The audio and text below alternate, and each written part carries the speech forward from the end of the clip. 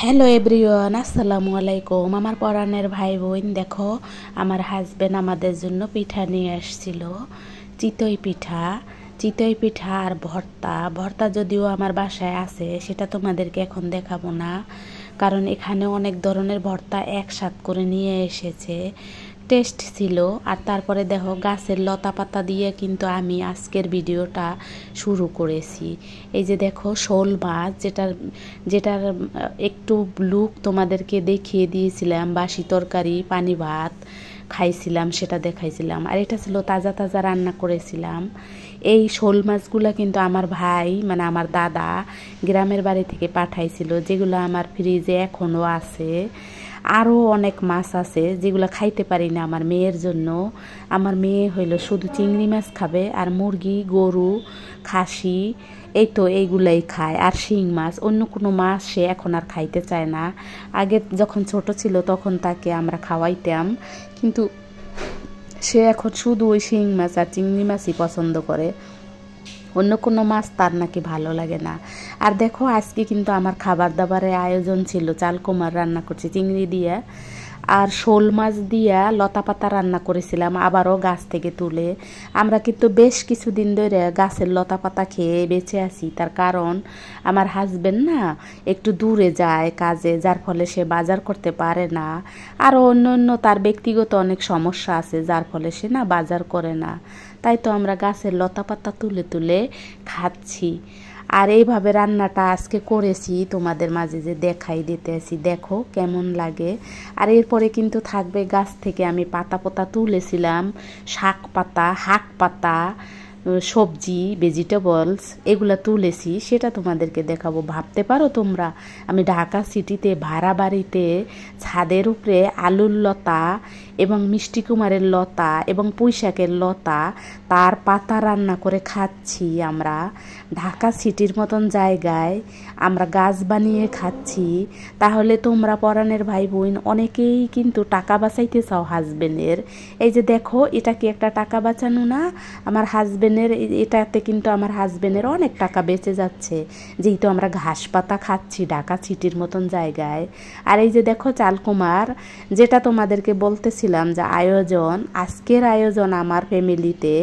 দেখো আমি যখন সবজি কাটি তখন কিন্তু একটু ফলও কেটে নেই, যে কোনো ফল ঘরে থাকলে ওটা কিন্তু সাথে কেটে নেই। তার কারণ তোমরা তো জানো যে আমি আর সুযোগ পাই না, একবারেই আমি কাটাকোটা করতে বসি, আর তখনই কেটে রেখে দেই, বাচ্চা খাবে, হাজবেন্ড খাবে বা আমি খাবো।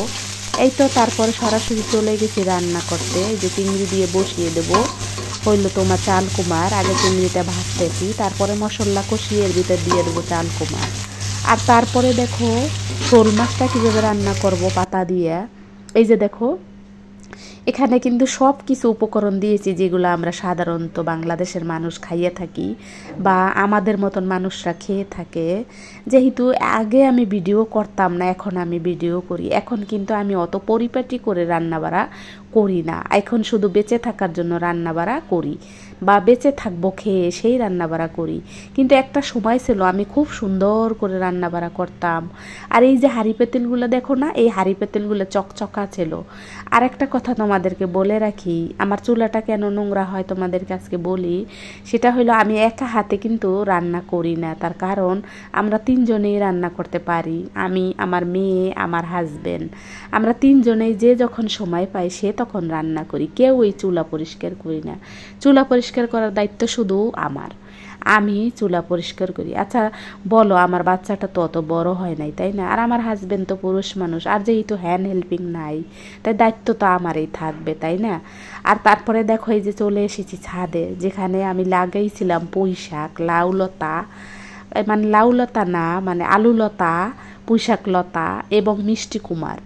এগুলা কিন্তু আমরা কিনা লাগাই নাই, কেনা বিচি এখনও ঘরে, বৃষ্টির কারণে লাগাইতে পারছি না। কিছু অবশ্য লাগাইছিলাম, কিন্তু সেগুলা বৃষ্টির কারণে মরে গেছে। মনটা যদিও খারাপ, পাতা পাতাগুলা খেয়ে শেষ করতেছি, এই কারণে এখানে আমি অন্য কোনো বীজ দেব যদি আমরা এই বাড়িতে থাকি। আর যদি না থাকি তাহলে বীজগুলো আমার ফেলানো যাবে। তোমাদের সাথে কথা বলতে বলতে কিন্তু আমি অনেকগুলা কাজ সেরে নিতেছি, যেগুলা হইলো অফ ক্যামেরায় করার কথা, সেগুলো আমি আজকে তোমাদেরকে একটু দেখাই দিলাম। আমরা কিন্তু 5-7 দিনের বেশি বা 10-12 দিন এই গাছের শাক তুলে তুলে খাচ্ছি। আমার কিন্তু গাছে 4-5 পদের শাক, যেমন কলমি শাক, আলু শাক, পুঁই শাক, মিষ্টি কুমার শাক, এগুলা কিন্তু আমার গাছে ছিল। তার সাথে ছিল লেবু, পেয়ারা, বেগুন, ঢেঁড়স, এগুলাও কিন্তু হয়েছে আমার ছাদে, যেগুলো আমরা খেয়েছি। যে কথাটা তোমাদেরকে বলবো সেটা হইলো, আমার বাসার আশেপাশে কিন্তু অনেক শব্দ। আবার আমার একটা পাশে একটা প্রতিবেশী বলতে পারো আছে, তারা কিন্তু সময় মতো নেই, অনেক শব্দ করে আর গাছে অনেকটাই ঢিল মেরে গাছগুলারে নষ্ট করে দেয়। যাই হোক, ওগুলো আসলে বলতে চাই না, ওগুলো বললে আমার হাজবেন্ড চিল্লা ফাল্লা করে আমার সাথে। যাই হোক, তাদেরও কিন্তু একটা সাইড আছে, সেই সাইডে বলেও আমরা পাড়া দেই না, কারণ আমরা জানি যে আমরা যেমন ভালো লাগে না ওরকম তাদেরও হয়তো ভালো লাগবে না, তাই আমরা যাই না। যাই হোক, আমার আজকের ভিডিও, আজকের আমার সংসারে বা আমার ঘরে বা আমার ফ্যামিলিতে বা আমার জীবনে বা আমার রান্নাঘরে বা আমার খানাপিনায় কী কী আয়োজন ছিল সেটা সবটুকু তোমাদের মাঝে শেয়ার করলাম। সময়ের স্বল্পতার কারণে আমি অনেক কিছু তোমাদেরকে বলতে পারি না, সময়ের অভাব, বা সময় নিয়ে বসে সুন্দর করে যে তোমাদের সাথে বলবো ওরকম সময় আসলে আমার নাই। কিন্তু আমি যে ভালোবাসি ইউটিউবে আসা, ইউটিউবে ভিডিও দেওয়া, ইউটিউবে তোমাদের সাথে কথা বলা, দেখো জাস্ট একটা কমেন্ট, জাস্ট আমি একটু ভিডিও দেই, যার ফলে তোমরা আমার পরিচিত, আমি তোমাদের পরিচিত, এবং তোমরা সুন্দর সুন্দর কমেন্ট করো, আমিও তোমাদের সুন্দর সুন্দর কমেন্ট পড়ি, খুব ভালো লাগে, আমার মনটা খুব শান্ত লাগে। যেহেতু আমার বাচ্চা মেয়েটা ব্যস্ত থাকে, আবার আমার হাজবেন্ডও ব্যস্ত থাকে, আবার আমিও ব্যস্ত থাকি, আমরা কিন্তু এরকমভাবে কথা বলার সুযোগ পাই না। তাই তো কিছু সময় তোমাদের মাঝে এই ভয়েস দিয়া বা কথা বলে তোমাদের মাঝে যখন মোবাইলটা হাতে নেই, ফ্রি বসে থাকি, তখন কমেন্ট করি। তোমরাও আমার কমেন্টের অনেকে রিপ্লাই দাও, আবার অনেকে দেও না, আবার অনেকের আমিও দিতে পারি না রিপ্লাই। এভাবে কিন্তু আসলে আমার 1.5 বছরের মতন এই ইউটিউবে আসার বয়স হয়ে গেছে। আর আগে যখন আমার বেবি হয় নাই, তার আগে, বেবি হওয়ার পরে, বা আমার যখন কাজের লোক ছিল, বা আমার যখন শাশুড়ি এবং আমার আম্মা বা অন্যান্য সদস্যরা আমার সাথে আমাকে সঙ্গ দিতেন, বেশিরভাগ সময় আমাকে সঙ্গ দিতেন, যেহেতু আমার বেবি ছোট আর আমার বাবা জীবিত ছিল, আমার বাবার কথা ছিল আমার বাচ্চা সবার আগে, তারপরে আমার বাবা, আমার সবাই তারপরে, মানে আমার ভাইয়েরও এরকম একটা কথা ছিল যে আমার বাবুটা যেহেতু সবার আগে আমার বাবুটা পৃথিবীতে আসছে, আমরা 5 ভাই বোনের ভিতরে আমার বাবুটাই প্রথম পৃথিবীতে আসছে, তাই তো আমার ঘরে কিন্তু সব সময় অনাবরত লোক থাকতো, যার ফলে আমার একাকিত্ব ফিল হইতো না। আর তখন কিন্তু রান্না বাড়া তারাও করতো, আমিও করতাম, পরিপাটিভাবে সুন্দরভাবে আয়োজন করে অনেকগুলা রান্না বাড়া করতাম, ভালো ভালো খাবার দাবার, সেগুলা হয়তো ভিডিও ক্যামেরাবন্দি করতে পারি নাই, তখন হয়তো ইউটিউব জগৎ ছিল, কিন্তু আমরা ভিডিও করি নাই বা আমি ভিডিও করি নাই, পছন্দ হয় নাই।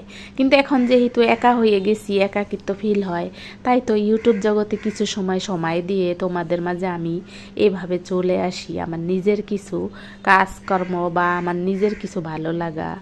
আর এখন যেহেতু অনেকটাই আমার হাজবেন্ড গরিব হয়ে গেছে, তার টাকা পয়সার অনেক সমস্যা, আবার তাছাড়া বেবিটারও অনেক খরচপাতি, যার ফলে আসলে কুলাই ওঠা সম্ভব হয় না ঢাকা সিটির মতো জায়গায়। তাই তো তোমরা অনেকেই হাজবেন্ডের টাকা বাঁচাও বা সংসার খরচ থেকে টাকা বাঁচাও, কিন্তু আমার পক্ষে সম্ভব হয় না।